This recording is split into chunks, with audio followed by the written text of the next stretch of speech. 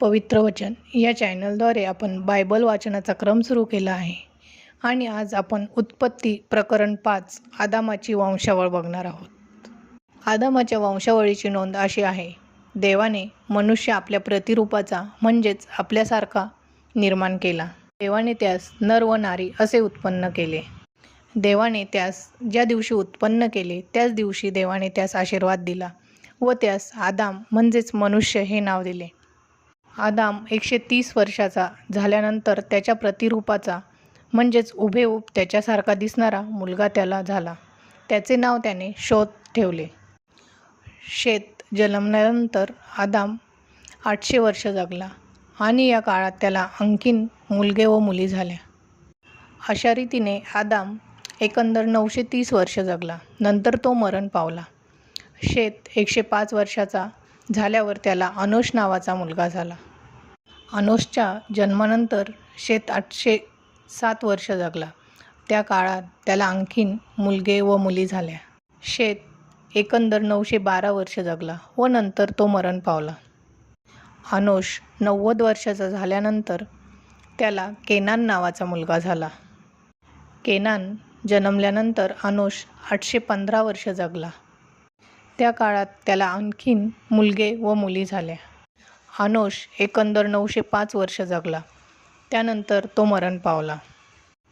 केनान 70 वर्षाचा झाल्यावर त्याला महलेल नावाचा मुलगा झाला. महलेल झाल्यावर केनान 840 वर्ष जगला. त्या काळात त्याला आणखीन मुलगे व मुली झाल्या. केनान एकंदर 910 वर्ष जगला. नंतर तो मरण पावला. महलेलला 65 वर्षाचा झाल्यावर त्याला यारेद नावाचा मुलगा झाला. यारेद जन्मल्यानंतर महलेलला 830 वर्ष जगला. त्या काळात त्याला आणखीन मुलगे व मुली झाल्या. महलेल एकंदर 885 वर्ष जगला. त्यानंतर तो मरण पावला. यारेद 162 वर्षाचा झाल्यानंतर त्याला हनोक नावाचा मुलगा झाला. हनोक झाल्यावर यारेद 800 वर्ष जगला. त्या काळात त्याला आणखीन मुलगे व मुली झाल्या. यारेद एकंदर 962 वर्ष जगला. त्यानंतर तो मरण पावला. हनोक 65 वर्षाचा झाल्यावर त्याला मतूशहला झाला.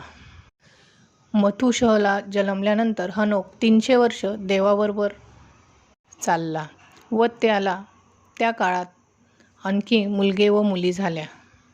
हनोक एकंदर 365 वर्ष जगला. एके दिवशी हनोक देवाबरोबर चालत होता. नंतर तो नाहीसा झाला कारण देवाने त्याला नेले. मतूशहल 187 वर्षाचा झाल्यावर त्याला लामेक नावाचा मुलगा झाला. लामेकच्या जन्मानंतर मतूशहल 87 वर्षी जगला. त्या काळात त्याला आणखीन मुलगे व मुली झाले. मतूशहल एकंदर 969 वर्ष जगला. त्यानंतर तो मरण पावला. लामेक 182 वर्षाचा झाल्यावर त्याला एक मुलगा झाला. त्याने त्याचे नाव नोहा म्हणजेच विसावा ठेवले.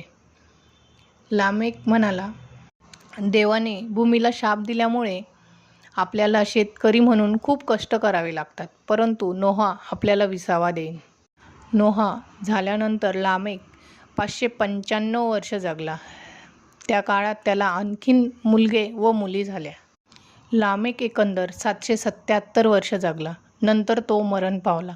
नोहा 500 वर्षाचा झाल्यावर त्याला शेम, हाम व याफेत नावाचे मुलगे झाले. हालेलुया.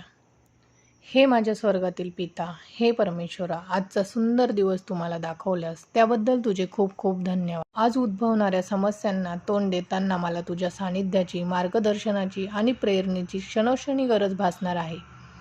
मी दुर्बल असलो तरी तू समर्थ आहेस या विश्वाच्या बळावर मी आजच्या दिवसाची सुरुवात करीत आहेस. हे प्रभू, तुझ्या नावात, तुझ्या प्रार्थनेत मला सदैव आनंद मिळेल अशी माझी खात्री आहे. हे माझ्या स्वर्गातील पिता, हे परमेश्वरा, जसे स्वर्गात तसे पृथ्वीवरही तुझे राज्य येवो. आम्हाला सर्वांना तू तुझ्या पंखांखाली सुरक्षित, हेल्दी आणि आनंदी ठेव. हीच मी येशूच्या नावाने प्रार्थना करते. ॲमेन, ॲमेन, हालेलुया.